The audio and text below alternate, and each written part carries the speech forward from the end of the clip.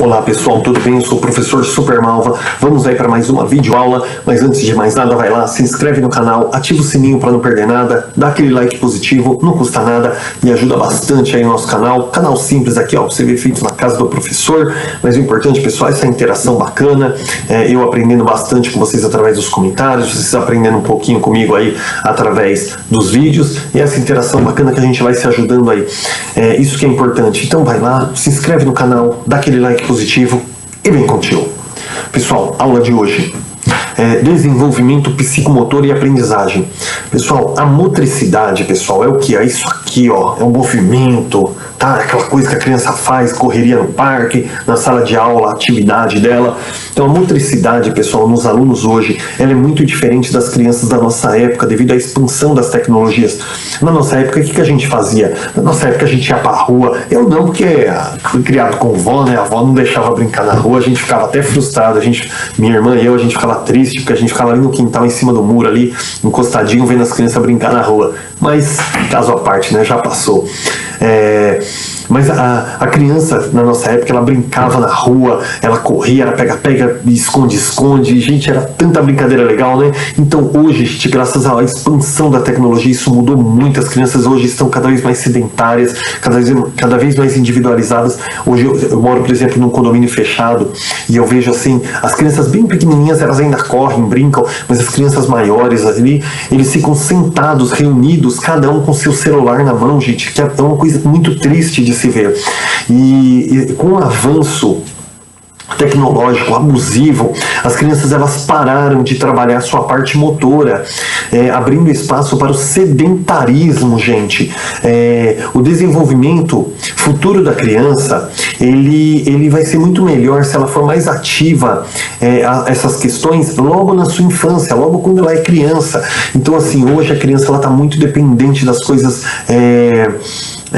eletrônicas, da tecnologia.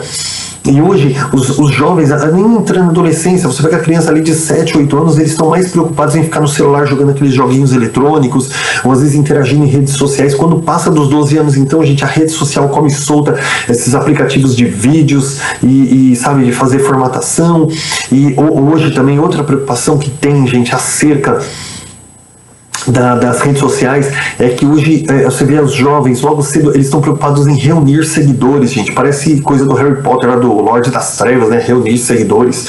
E hoje você vê que a pessoa, por exemplo, ela tem uma rede social, ela não está preocupada em postar foto e tal, ela está preocupada em ganhar seguidores, e aí ela procura descobrir, o que eles gostam de ver. Você hoje entra na internet, você vai pegar, por exemplo, uma ferramenta aí como aquele Instagram, não estou falando mal, mas você pega no Instagram, você entra em muitos perfis, aí você vê meninas fazendo cada poses sensuais, às vezes ela não tem nem idade para aquele tipo de situação, e ela faz aquilo porque é o que os homens gostam de ver, e aí ela vai ganhar bastante seguidor, e gente, na esperança do quê? Sei lá, de ganhar dinheiro? Não sei se dá para ganhar dinheiro com isso, mas assim, então hoje está muito triste, porque a criança, ela não está preocupada em ser criança, em viver a vida dela, ela está preocupada, gente, em, não é agradar, como chama a palavra, puxa vida, não é agradar, mas eu vou usar essa palavra. Ela está preocupada com a opinião das pessoas, com o que as pessoas vão achar, né? Então, ela está preocupada em agradar um determinado público. Ela não está preocupada em viver a vida dela com alegria, com brincadeiras ali.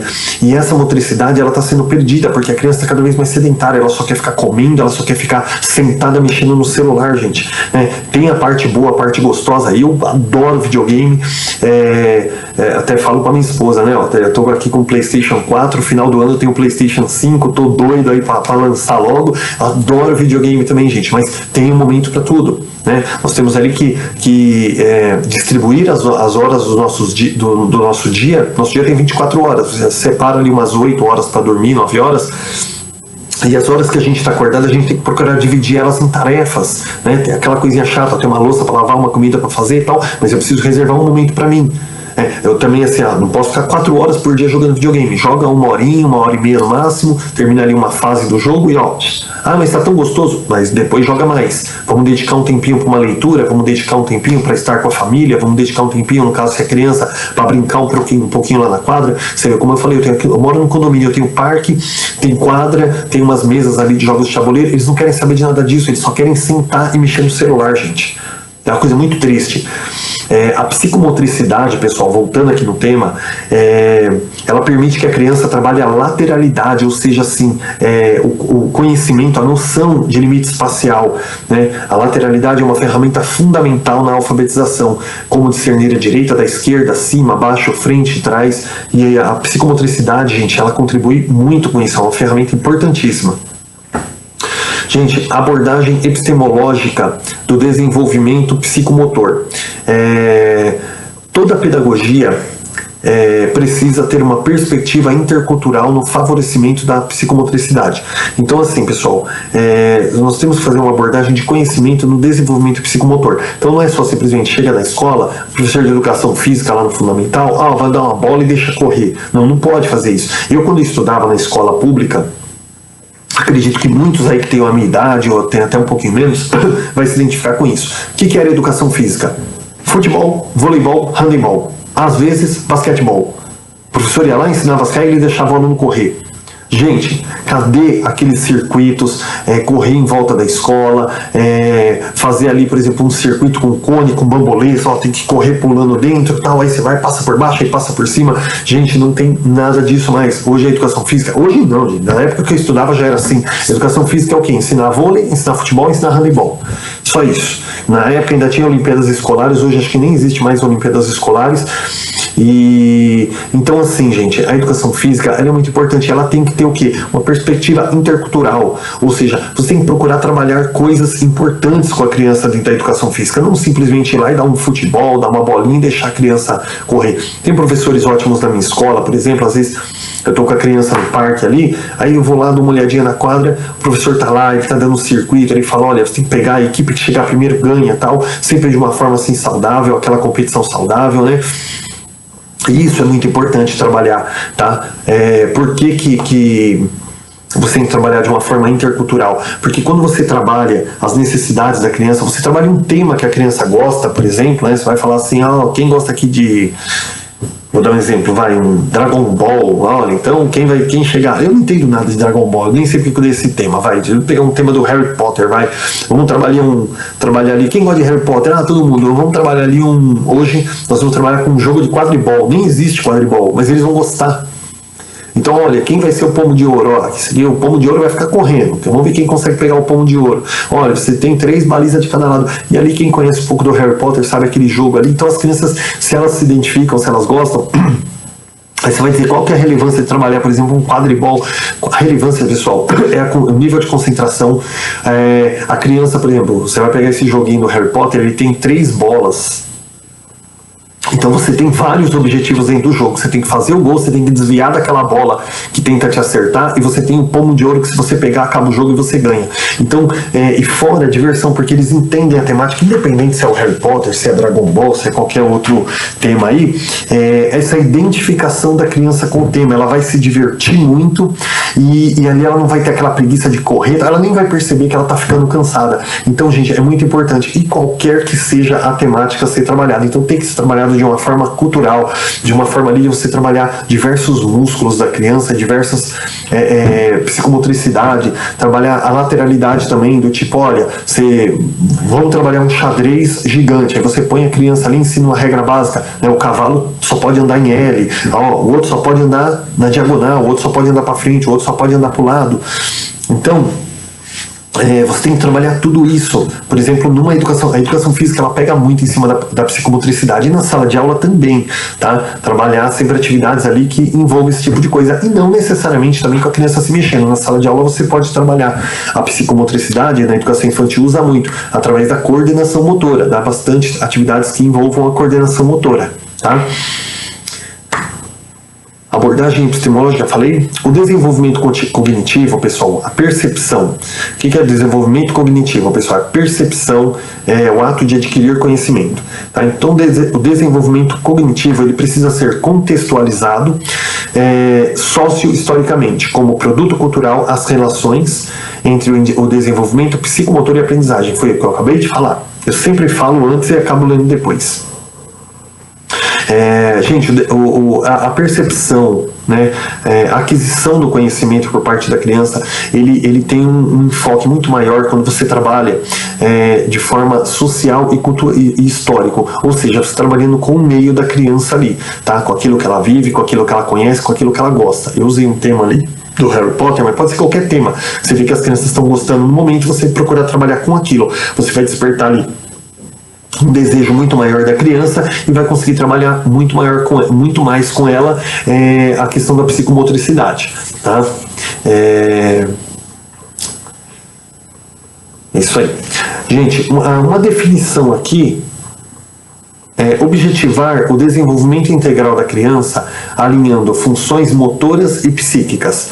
É uma definição da psicomotricidade, tá? Objetivar o desenvolvimento integral, ou seja, o que é desenvolvimento integral?